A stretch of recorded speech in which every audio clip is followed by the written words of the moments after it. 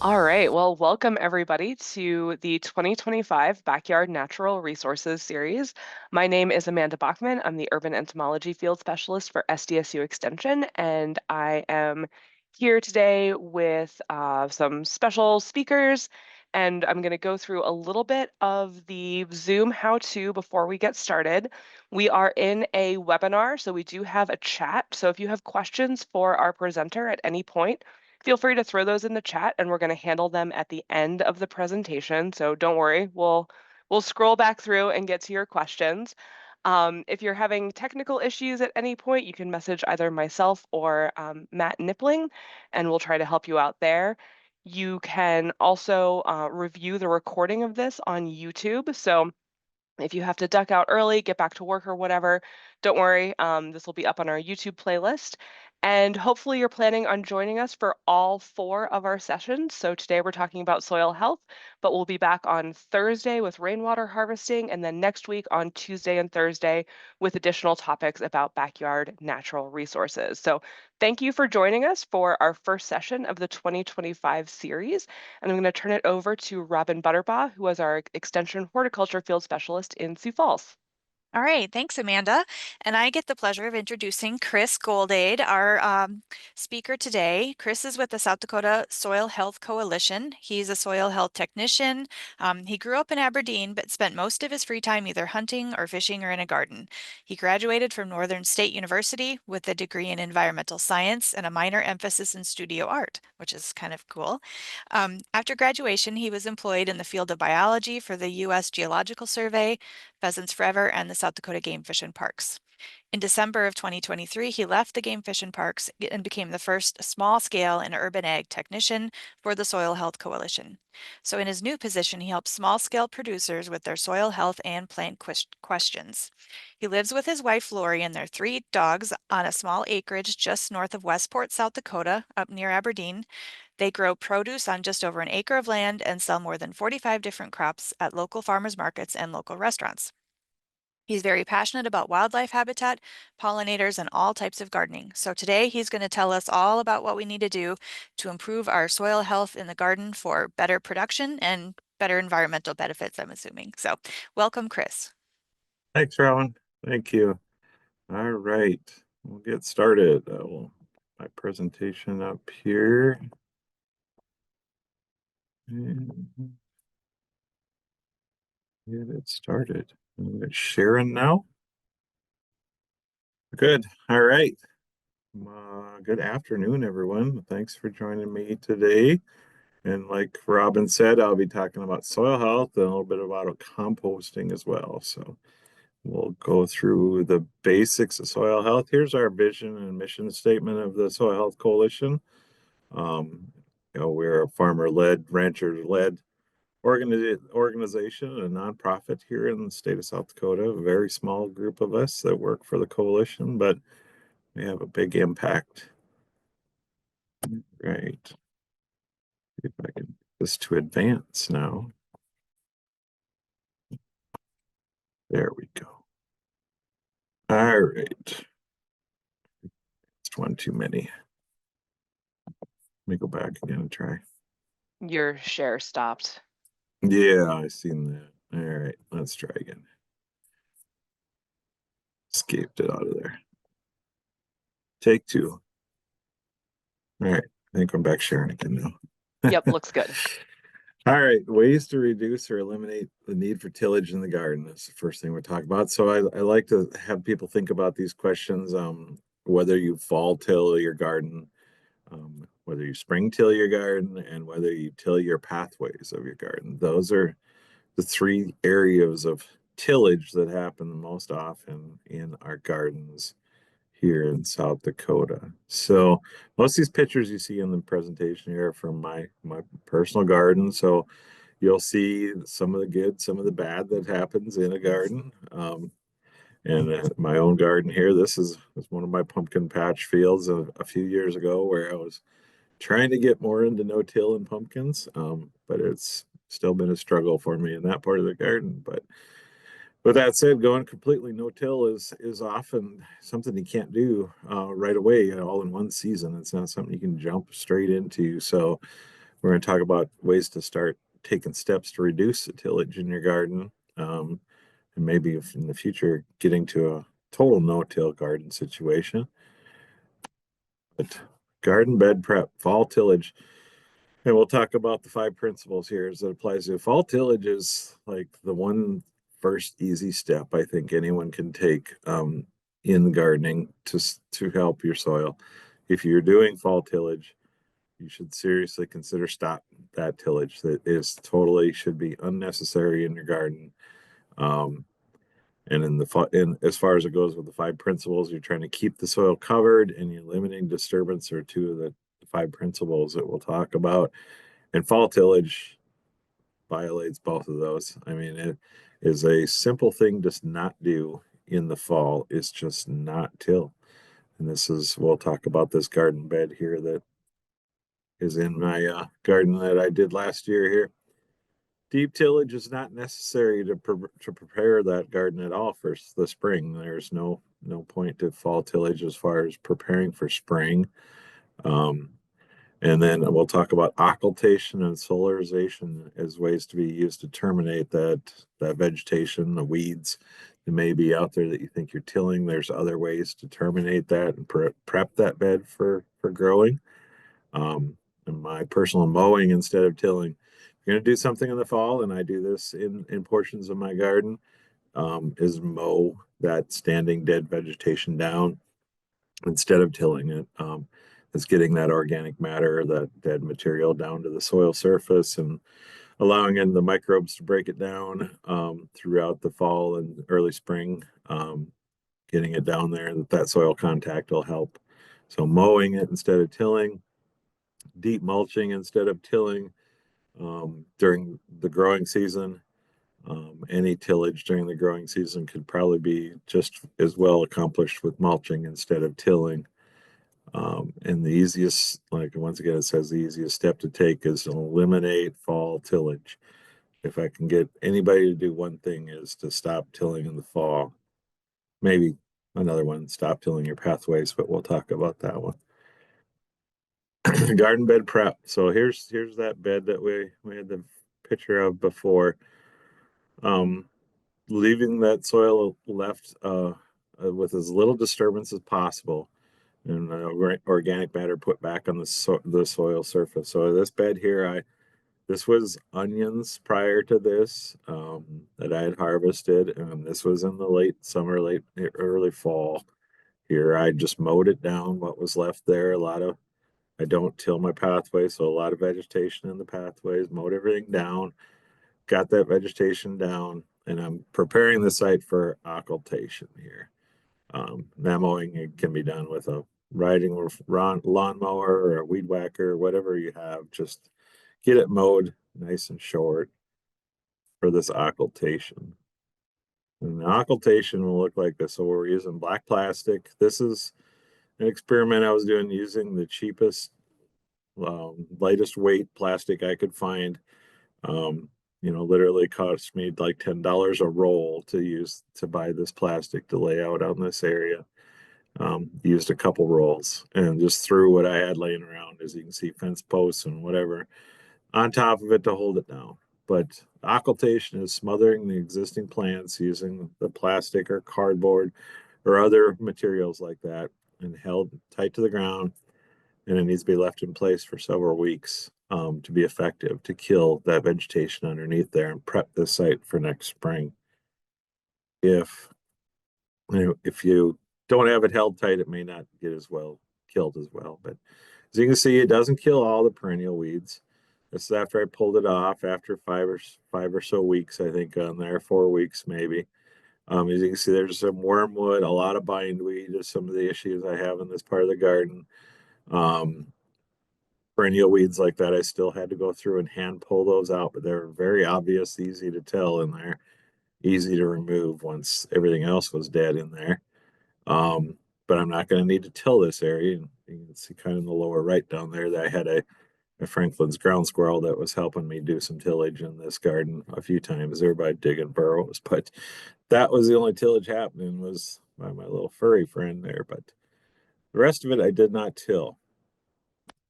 The rest of it, I mulched. the beds with a compost mulch that I use on the beds, and then the pathways I laid hay, old hay down in the pathways and these beds here.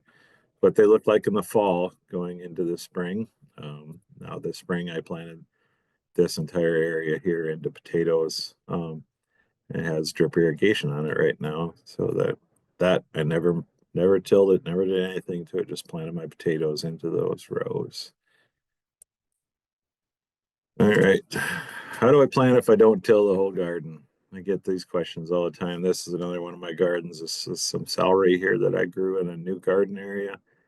Um, Putting down some heavy mulch of straw in almost the entire area and planting through that with my celery starts.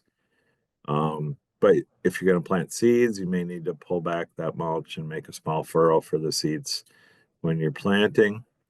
And with some really small seeds, you may need to actually pull it quite a ways back and leave it pulled back until those plants emerge. Like if you were going to plant carrots or lettuce or something like that, you may need to leave, a 5 to 7 inch wide area open until those plants emerge. And then you can pull that mulch back again and cover that area back up again.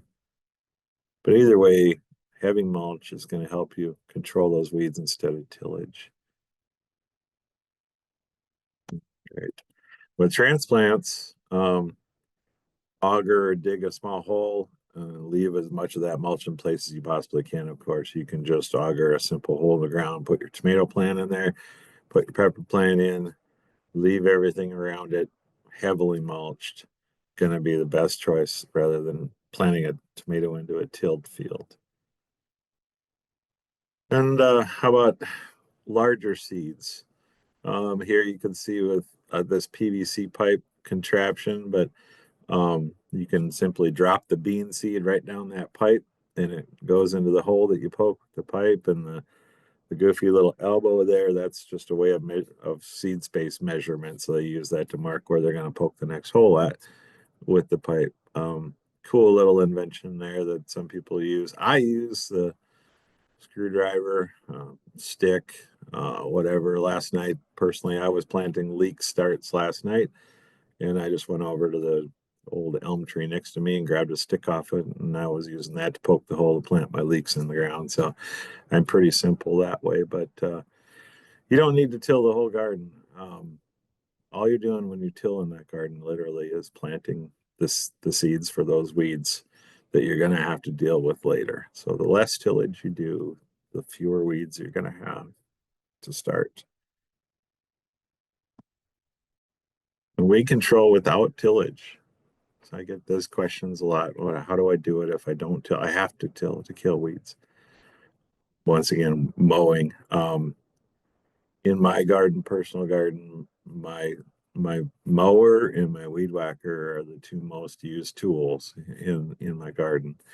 If I can trim it with a weed whacker or the mower, that's what I'm going to do as far as weeds go. If I have to hand pull some around in the row, that's something I'll do. Hand pull, try to do as little tillage, even with a hoe, as I can, and just hand pull if I can. But yeah, quick mowing though is just going to leave those weed roots in place.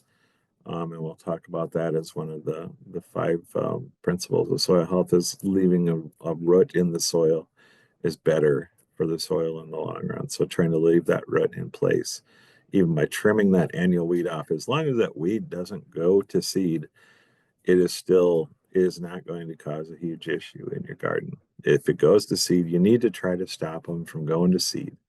If they don't go to seed, they're nothing different than a cover crop, which like we'll talk about, but not all weeds are bad. I use them in place as a cover crop all the time. I will sometimes absolutely allow weeds, annual weeds like lamb's quarters, to grow in my garden beds and use them as a cover crop. As long as I don't let them go to seed, they're no different than any other cover crop that I would have planted in that place purposely. So I'll watch what I have for weeds and utilize them and leave them in place.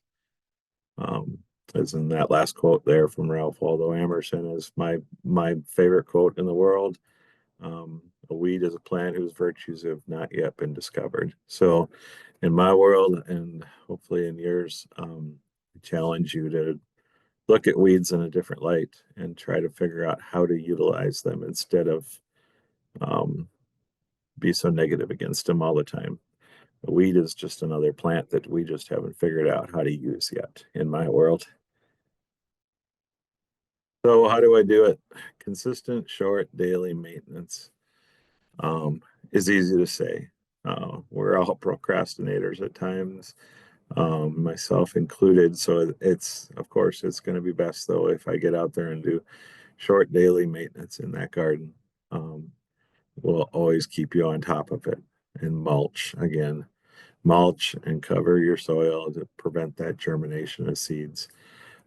Annual weeds, especially, if you think of it, I ask people all the time, why do we have annual weeds? Annual weeds is simply your soil telling you that it wants to be covered. Whether you put something there to cover it or whether the weeds themselves decide to cover it for you, that soil in nature wants to be covered. So mulch is going to be an easy way to cover that soil, but not have weeds there as well. And we'll talk about adjusting row spacing to shade out weeds as well. It's another good use, especially in small gardens, um, of a way of controlling weeds and eliminating your need for tillage. If you just plan your row spacing correctly, you'll have much fewer weeds. And cover crops. I'm going to talk about some of those as well, like rye. Rye, if you can use rye, it will help actually reduce weed growth through an allelopathic um, plant system that it has. But rye may be a little challenging for some people to use as a cover crop because it is an overwintering cover crop, which means it will need to be terminated in the spring, not by cold weather. So weed control without mulching or without tillage and the mulching options. You have a few options here, for most gardens. And the organic side, many people use the grass clippings, newspaper, cardboard, leaves, compost, straw. All of those are very good organic mulches to use in your garden. With the wood chips, though, in particular, they can be used in the pathways, especially fresh wood chips should only be used in the pathways. Well decomposed ones can be raked up into the pathways, into the bed, but new fresh wood chips are going to be a little risky on the growing bed because they're going to tie up some of the nitrogen that's in the soil as they start to decompose. So they may cause some nitrogen deficiency issues in your seedlings. So be careful if you're using wood chips, use them in the pathways to start, and don't just pile a bunch of new wood chips around some seedlings. Um, Compost mulch, I have some of my favorites: old hay, straw, compost and manure. I love to use those as mulches because I know those are going to be really safe in my garden to use and very beneficial. I prefer to use straw that's 2 or 3 years old if I can let my bales age that long. Hay as well. I'll let hay age for 2 or 3 years before I use it. This compost manure that I'm using, like in the lower left there, that's some of my green beans. That stuff is probably more than 10 years old composted manure. So I know that it's really good. So that's the things I really like to use especially in my growing beds, is well-aged compost or well-aged mulch.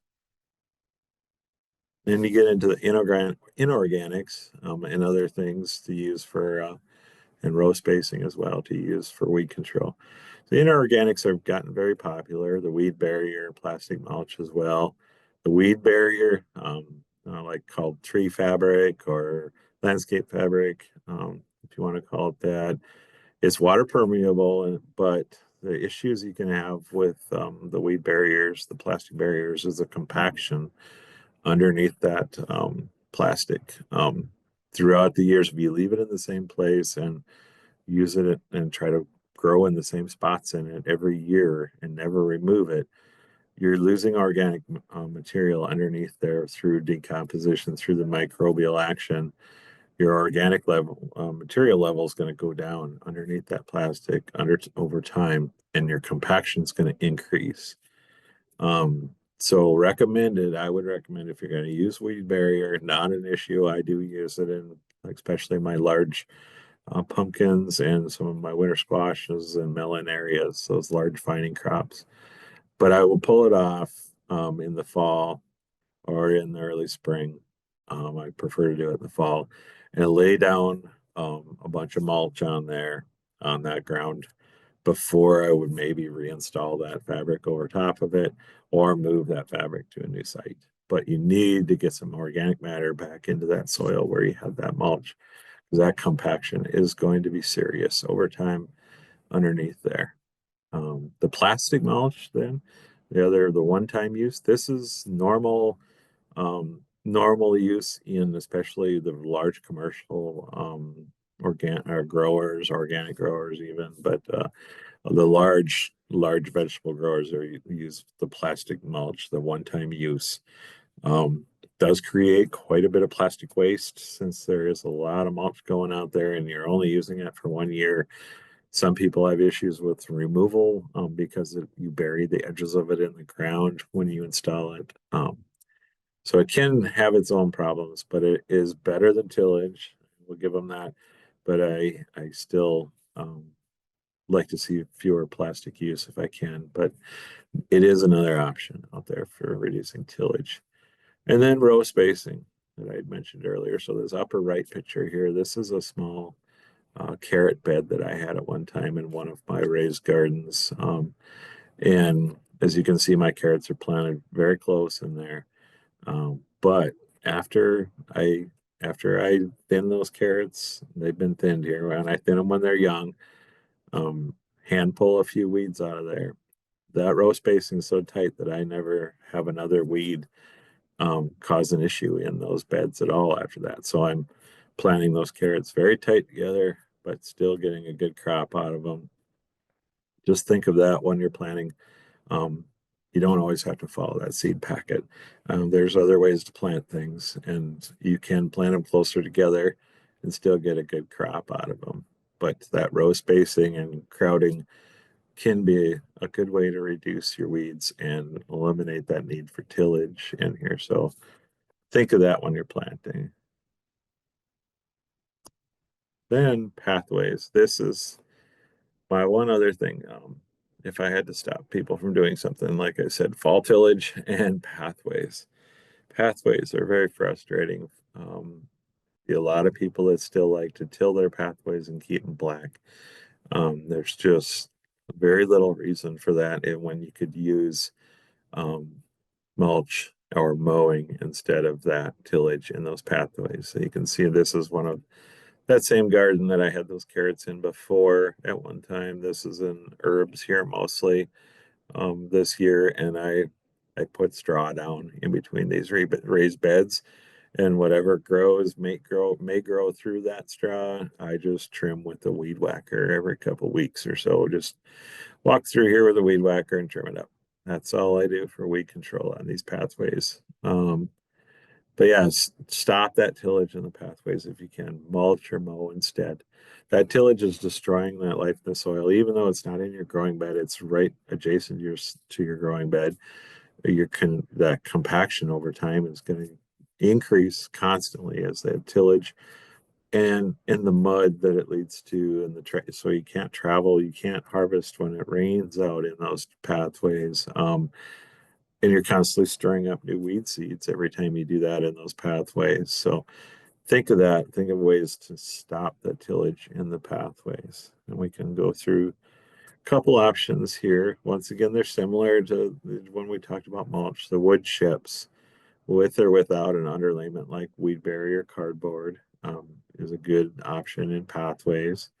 Straw, grass, clippings, leaves, any of those would be good mulches if you're going to put those down in your pathways. or as in the bottom picture here, this is some of my pathways again in my green beans and cucumbers, it looks like.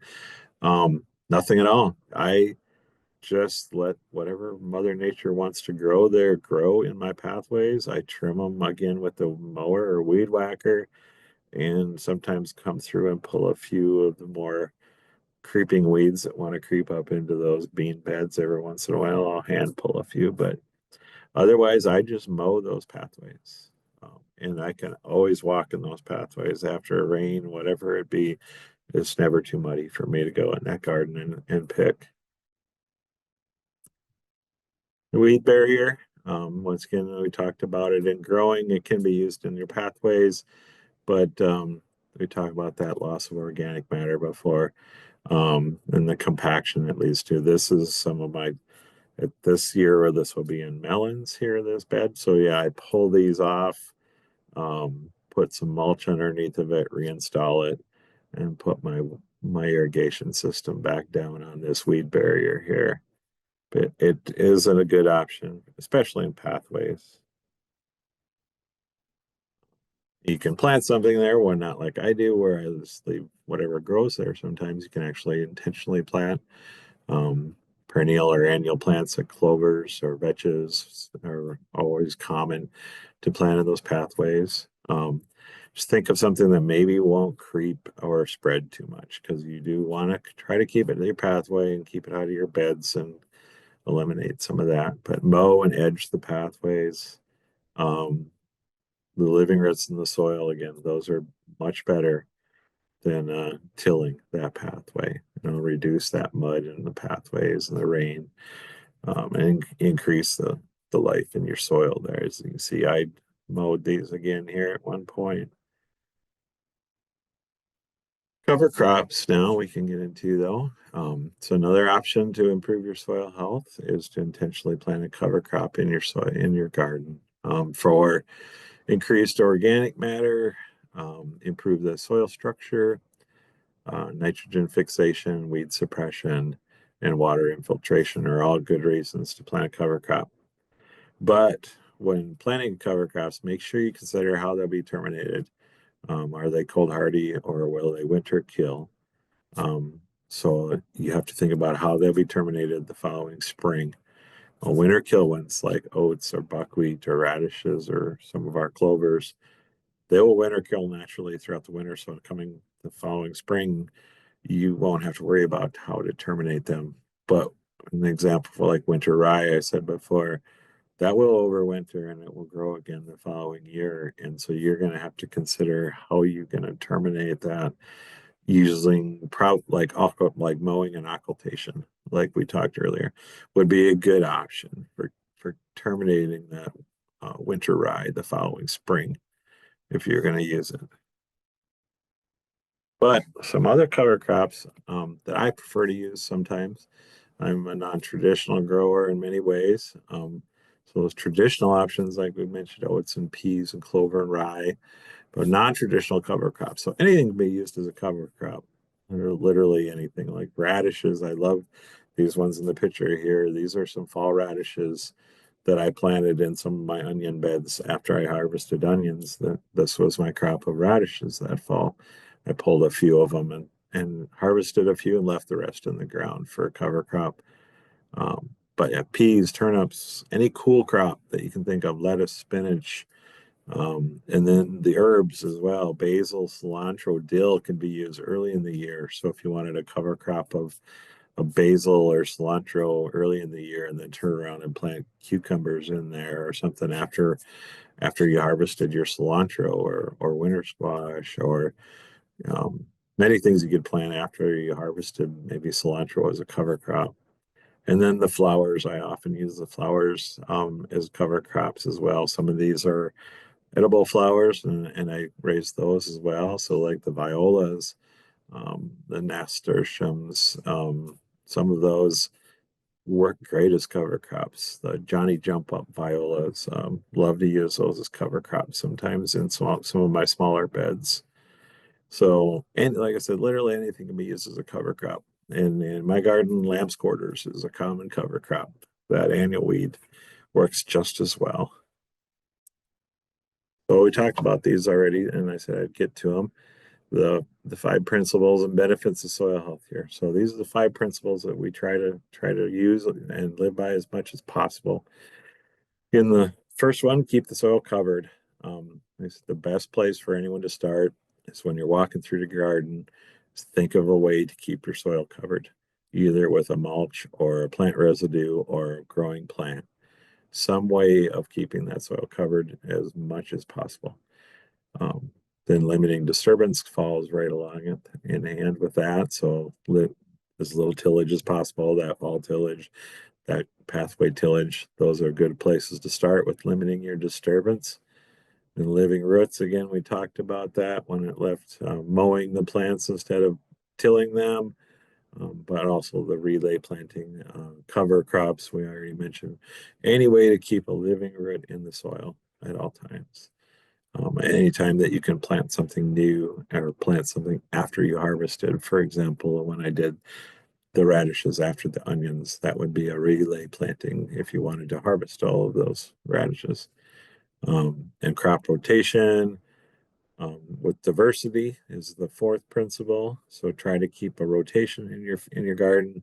Try to plant pollinators and flowers simply for our pollinators, and cover crops to come in as another way of diversity. And lastly, excuse me, use animal manure compost. So integrating livestock is sometimes difficult in a small garden, but one way to integrate livestock into our gardens is to use animal manure compost in our garden as one of our composts. You can also use small animals if used carefully, especially in the fall. There's some food safety issues sometimes with using them the rest of the year, but you can investigate the small animal in the garden more. All right, from there, we've done with the ways to reduce tillage. We're going to hit on composting a little bit here. I got asked a little bit about this. So, what is a compost pile and how do I make it? So, a compost pile is simply a pile, just as it says. It's a pile that contains things that are called browns and greens. And those are simple terms that are used. Browns are high in carbon, greens are high in nitrogen. But not all browns are brown and not all greens are green. That's why that's in quotes there. So browns, for good examples, would be the leaves, the straw, shredded paper, shredded wood, and dried grass clippings.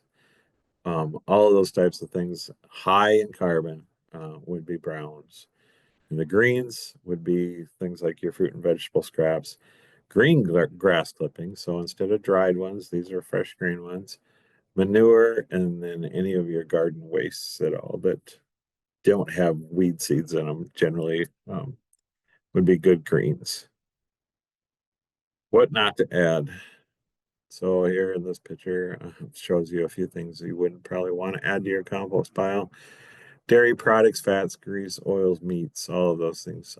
Those can be composted. I'm not saying they can't be, but they have a tendency to attract rodents, and they do take some special conditions to compost. So your basic start out composting, you probably don't want to start adding those until those are a little more complicated. Disease plants, once again, can be composted, but they are more complicated to get to those temperatures necessary to destroy those pathogens. So avoid those. Same with pet feces. Sometimes has disease in it that needs to be composted carefully. So you may want to avoid that. And then the weeds with seeds as well. You need to get over that 140 degrees in your compost pile to kill weeds, the seeds of the weeds. Um, so a basic starter composter may not be able to do that. So I do recommend weeds with seeds be left out of your compost pile to start with until you get going and get a little more comfortable with it. And lastly, besides the plastic or food wrappers, which I think should be common sense, is the vegetation treated with herbicides. And this can be difficult at times because of the residual effects that many of our herbicides have. and the carryover that can happen in our compost piles if we add those to them. Be careful of anything that's treated with herbicides. And if in doubt, wait longer before you use that compost. If you wait a year or more before you use that compost, all of these vegetation treated with herbicides should be clean to use. But if in doubt beyond that, you can always test it as well for those herbicides. The pile itself, the target amount, and this is just target amount. It's like, I'm not saying you have to get out there and physically measure this to be a composter, is 3 parts browns to 1 part green. So 3 times as many browns as you have greens. The ideal pile is 3 by 3 by 3 to 4 to get enough heat to generate in the middle of that pile to compost correctly, or in a decent amount of time. Layer the browns and greens for more air circulation. And the pile should be moist but not soaking wet. And covering the pile may be necessary. So if we're getting a lot of rain, you may actually have to cover your compost pile up to keep the water off of it. So you want it wet, like it says, but not soaking wet. So if you squeeze it, you shouldn't be able to squeeze water out of it. It should be just damp or moist. And then if you want to get deeper into it, you could get a thermometer and measure your temperature. In the center of your pile, you're looking for 130 to 160 degrees temperature. And so, I mean, we're talking warm in the middle of that pile. That's like 1st-degree burn temperatures if you were to stick your hand in there. So a pile will get hot in the middle. The benefits of composting. When you're composting, you increasing the organic matter, even 5% in your soil will quadruple your ability to hold water. So watering will become very infrequent or almost non-needed at times if your organic matter gets high enough in your soil. So good reason to add more compost to your soils. Reduce the dependency on fertilizers, retain more water, increase that microbial life and the nutrients that they provide for your soil. So all that falls back on that synthetic fertilizer needs. No more need for that if you're using good enough compost. And then lastly, buffering the pH of the soil. So if we have some pH issues in your soils, the addition of compost may be a good solution to help buffer that pH issue in your soil. And using compost. So here we have one of that same garden bed that I had here. This is some compost bison manure I'm using, putting it right on top of some annual weeds that I pulled and just threw down in the ground, and I'm going to cover them up with compost here. So I'm going to apply a 1/2 to 3/4 of an inch of this compost, or as a compost mulch on top of here. So I'm using it more as a compost mulch here, not incorporating it into the soil. Some people may incorporate it, but if it's unfinished, it may be a little high in nitrogen, so you may want to keep it away from your seedlings. This stuff here is aged enough. I know it's not high in nitrogen, but if it was very fresh, new compost, I may consider not putting it so close to my seedlings because of the nitrogen. And once again, that could tie up a carbon in your soil. If it's something that has a lot of browns in it, you may be careful with adding that and incorporating a bunch of that into some soil. But finished compost, nice, clean, finished, cool, not hot compost can also be used in your potting soil or even in your house in your indoor plants if you just sift it out a little. And the final thoughts, and we can get into questions after this. So here again, here's one of my garden beds here. This is a trellis I have with some cucumbers. As you can see, I'm not mowing or not tilling those rows there. I just go through the middle of this with a weed whacker every once in a while. Off in the upper right there, you can see that's some peppers. I think that was growing off that side on some fabric over there. But yeah, once again, I'm not doing any tillage in this part of the garden at all. So Reason why would I do any of these practices in my garden? I've been growing for years without them. I hear from a lot of the gardeners that say that, and what my answer normally is that bare soil leads to reduced soil health, and that's what we're here to learn about.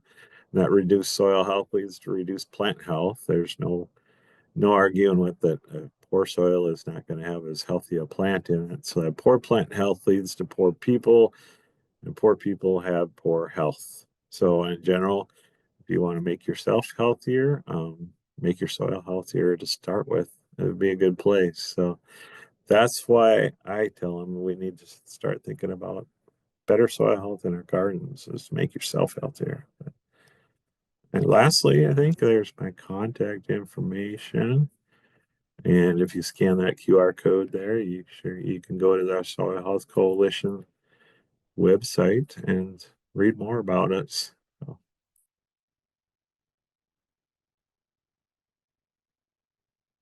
all right, should I stop sharing here? Let's see. Yep, you can go ahead and stop sharing. Looks like All we've got right. quite a few questions Okay. that have come in. So I'll start in the Q&A. Can you use pine straw as mulch? Pine straw. Yeah, you could use some, but pine straw is going to be quite acidic. So I would not, I'd be careful using it in my gardens if it was a lot of pine straw. If you if you do, I would measure my pH levels carefully in my garden because it will be acidic. Yes. Let's see. Another question here from someone who lives in the Black Hills and their soil is not the nice, rich black dirt and no rocks they grew up with. What amendments do you add annually to your garden soil? Annually, yeah, if it's lacking that rich blackness, it means it's low in organic matter. So I would, add plenty of compost, not excessive amounts compost, but mulch and compost every year. Incorporate some of that in maybe.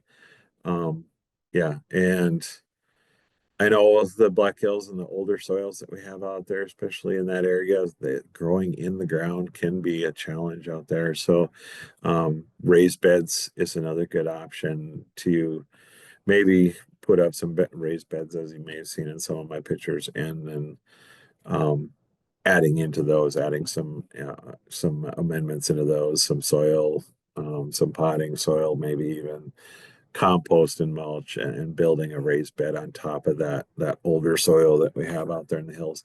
Sometimes is a real challenge to grow in. That's for sure. Any suggestions on starting composting in an apartment or on a small scale? Small scale or an apartment. Yeah, I've used those little tumblers, some of my own. You can get a decent little batch out of that. It's not the best finished compost, but you can use those little tumblers. They just have a challenge getting hot enough, but collecting and using, a collection and maybe some sort of communal compost system. I've thought about, some people that do that where the entire apartment complex maybe can put together into one compost bin somewhere. If you can all get together, or your community gardens. And many of our community gardens have some compost areas that where you can go and actually compost at the community garden. And then there's other versions of composting like the vermicomposting and in um, the the words lost me there. Robin, help me. You're the one that does this one. Bokashi. Bokashi. There we go. Yep. Bokashi, which is an anaerobic composting that you can actually do in a bucket in your house with bokashi. Yeah, would be another option to do in a small scale option like that. But vermicomposting would be with the red wiggler worms and having the worm farm type thing in your apartment or small scale. But I like I do like the idea of the community garden composting if we can get more community gardens to allow it, and maybe even like I said, apartment complexes or neighborhood gardens. Uh, People get together, and each one of us doesn't need to have a compost facility, we can all utilize one. That would be awesome. Let's see.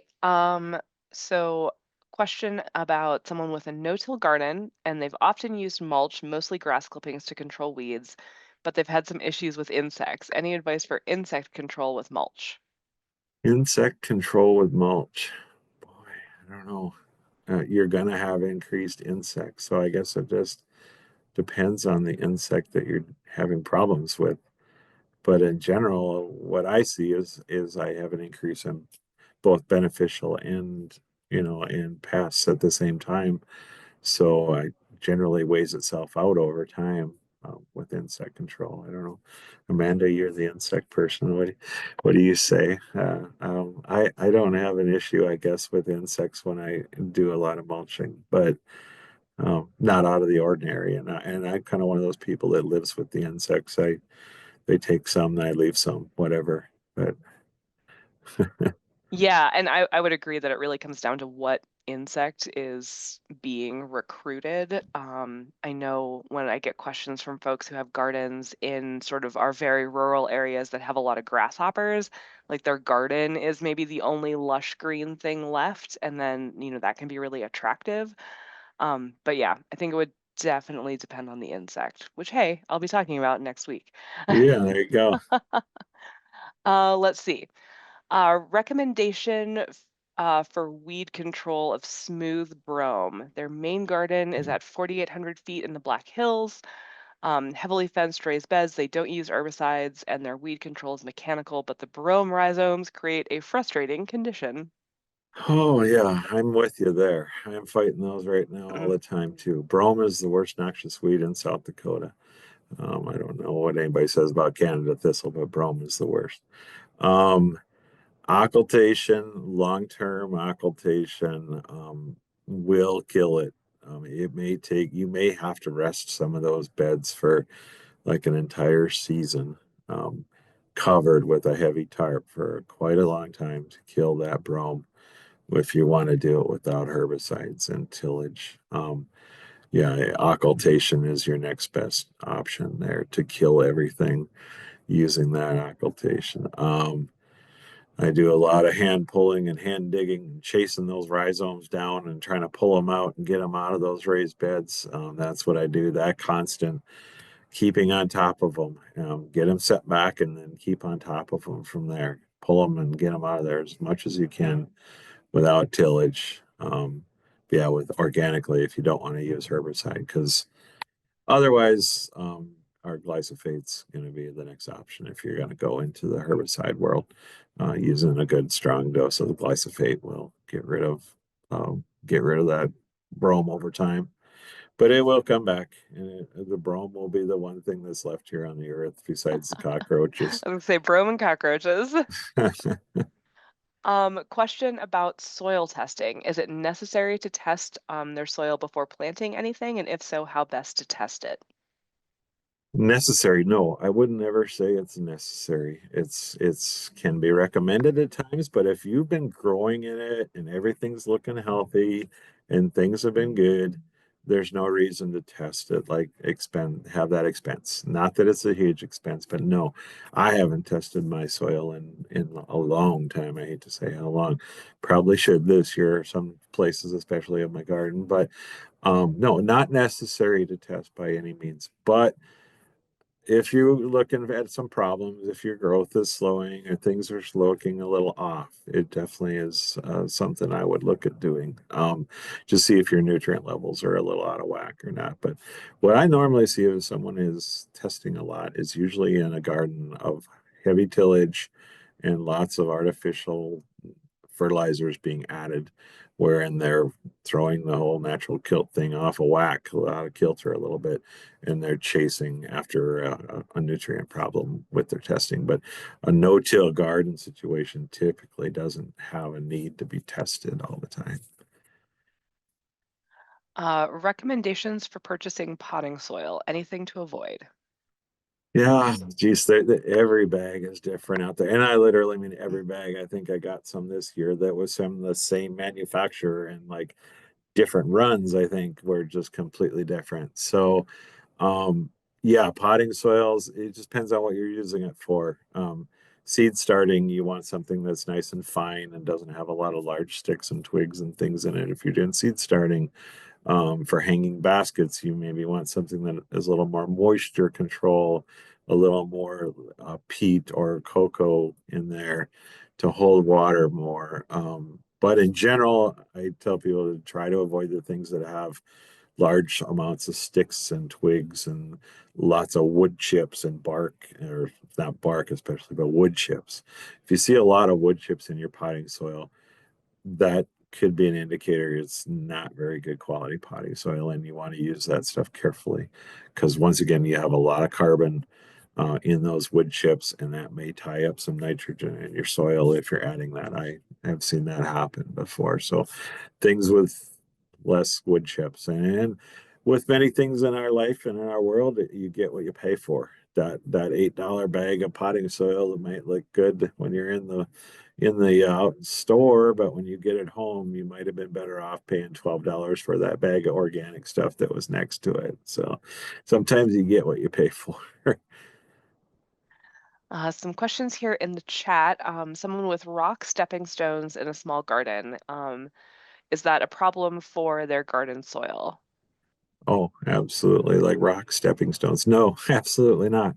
I love that. If you knew, the name of my farm is Flat Rock Farms, because all of my pathways and a lot of my gardens are made out of flat rocks that I collect out of the native ground. So, yeah, flat rock stones, great way to make little pathways in your gardens. And yeah, absolutely control a couple weeds at the same time. But yeah, I not an issue whatsoever with that.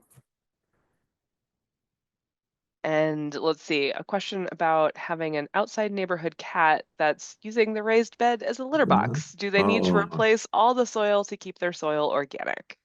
oh no way. Yeah, that I mean, it's still organic. I'm not going to say it's not organic, but it may be a little high in urea and other things there. Your pH may be getting a little messed up if there's a lot of that happening.